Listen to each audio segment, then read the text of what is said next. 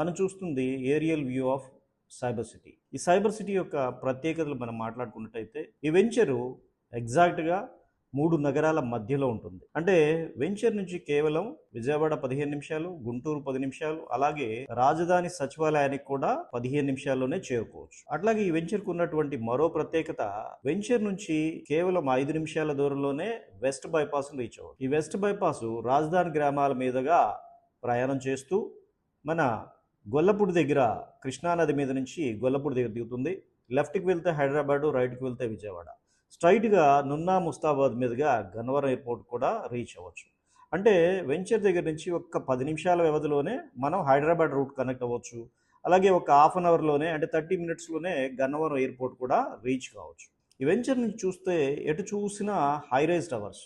మన ఎదురుగానే రామకృష్ణ వినజయ 170 ఎకరాల్లో ఉన్నటువంటి రామకృష్ణ వినజయ, అలాగే మరో పక్క రెయిన్ ట్రీ పార్కు, ఇంకో పక్క ఉండవల్లి ప్రావాసు, mid valley city, Kavuri hills, Sahithi infra, సోమిని, ఇంకా ఎన్నో కంపెనీలు ఈ జాతీయ రహదారికి మధ్యలో, అంటే విజయవాడ గుంటూరు మధ్యలో రాబోతున్నాయి. అలాగే వెంచర్ నుండి ప్రముఖ యూనివర్సిటీలు అయినటువంటి ఎస్ఆర్ఎం, విట్, అమృత లాంటివి కేవలం 15 నిమిషాల దూరంలోనే. ఇక హాస్పిటల్స్ విషయానికి వస్తే 5 నిమిషాల దూరంలోనే ఎన్ఆర్ఐ, 10 నిమిషాల్లో ఎయిమ్స్, 15 నిమిషాల్లోనే మణిపాల్ హాస్పిటల్కి రీచ్ కావచ్చు. ఈ వెంచర్ ఎగ్జాక్ట్ లొకేషన్ తెలుసుకోవాలంటే విజయవాడ గుంటూరు మధ్యలో